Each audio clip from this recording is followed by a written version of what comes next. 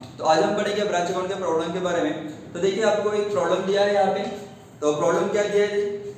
Bombay head office has a retail branch at Aurangabad. तो एक Bombay head office है जिनका ब्रांच है औरंगाबाद में। The goods are supplied to branch from Bombay head office. तो ब्रांच को जो भी यहाँ पे गुड्स सप्लाई किए जा रहे हैं, कहाँ से सप्लाई किए जा रहे हैं? तो बॉम्बे हेड ऑफिस से सप्लाई किए जा रहे हैं। Branch sell the goods in a cash only and deposit the daily cash received in the bank in the account of a head office। तो यहाँ पे ब्रांच जो भी सेल कर रही है उससे जो कैश रिसीव हो रहा है वो सारा का सारा कैश ब्रांच यहाँ पे क्या कर रही है? तो हेड ऑफिस को सेंड कर रही है।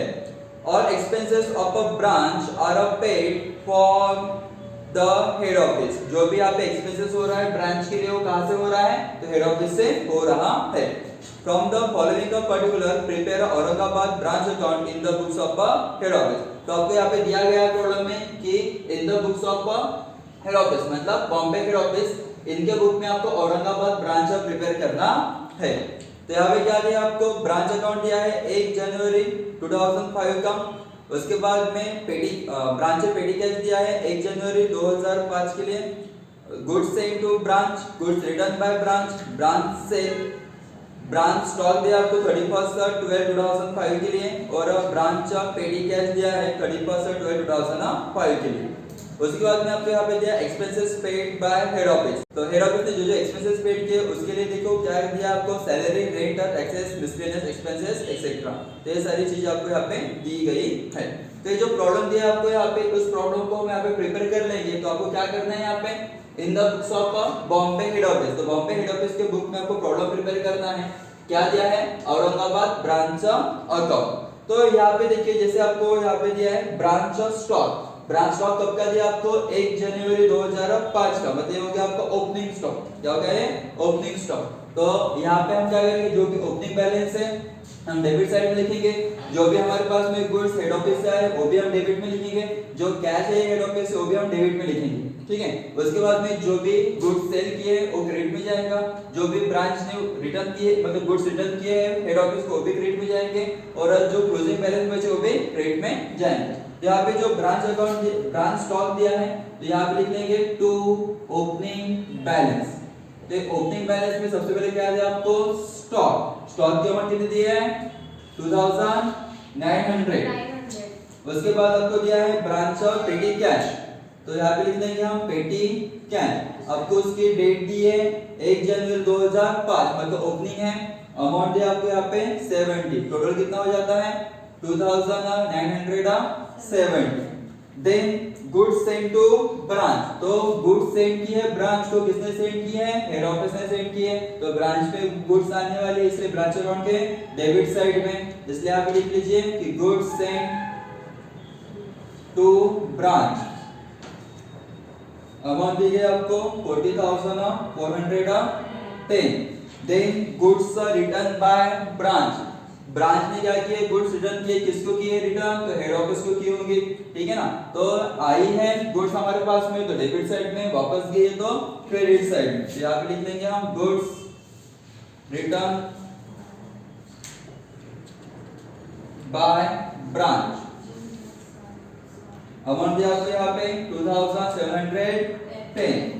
Then branch sale. तो सेल किया आपने तो सेल से आपको पैसा मिलेगा, इसलिए आप यहाँ पे क्या लिखेंगे? बैंक का अकाउंट। एक बैंक अकाउंट किसके लिए है? सेल करने के लिए। मतलब जो भी आपके पास गुड्स आए थे उसको आपने क्या कर दिया? पे सेल कर दिए। उसका अमाउंट आपको दिया गया है 57,490 रुपीस। एंड देन ब्रांच का स्टॉक दिया है आपको। स्टॉक है 31/12/2005 का मतलब क्लोजिंग स्टॉक दिया आपको यहाँ पे। यहाँ पे लिख लेंगे हम। तो ब्रांच यहाँ पे लेंगे बाय क्लोजिंग बैलेंस। तो क्लोजिंग बैलेंस कब कर दिया आपको? देखिए कौन सा दिया आपको? स्टॉक का अमाउंट कितना दिया है? 3290। और पेटी कैश भी दिया आपको यहाँ पे। तो पेटी कैश अमाउंट ₹50। टोटल कितना हो जाता है यहाँ पे? तो 3340 rupees. Then expenses paid by head office. Head office ने क्या किया? पे एक्सपेंसेस पेड किया है ब्रांच के लिए। तो एक्सपेंसेस किया है इसलिए डेबिट साइड लिखेंगे हम, नाम लिखेंगे बैंक अकाउंट। ये जो भी कैश आई है वो कहाँ से आई है, हेड ऑफिस से आई हमारे पास में, ठीक है।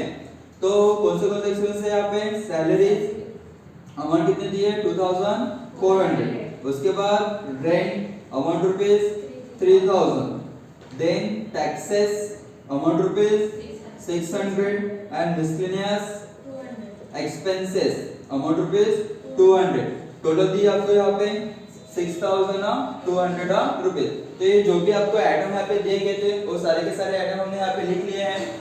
उसके बाद हमको यहाँ पे प्रॉफिट और लॉस निकालना है, ठीक है। जो भी प्रॉफिट है जो भी लॉस है ये क्या करेंगे हम यहाँ पे general profit and loss account में ट्रांसफर करने वाले हैं। तो यहाँ पे देखिए जो साइड बड़ी है उसकी टोटल हम दोनों साइड में लिख लेते हैं। तो कौन सी साइड बड़ी है यहाँ पे, तो देखने से पता चलता है कि क्रेडिट साइड बड़ी है, तो क्रेडिट साइड को टोटल कर लीजिए। क्या टोटल आती है यहाँ पे 63,540।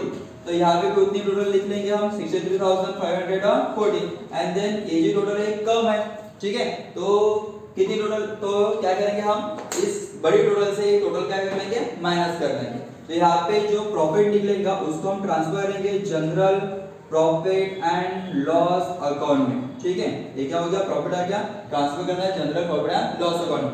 तो यहाँ पे इस टोटल में से टोटल माइनस कर लीजिए, कितना आ जाता है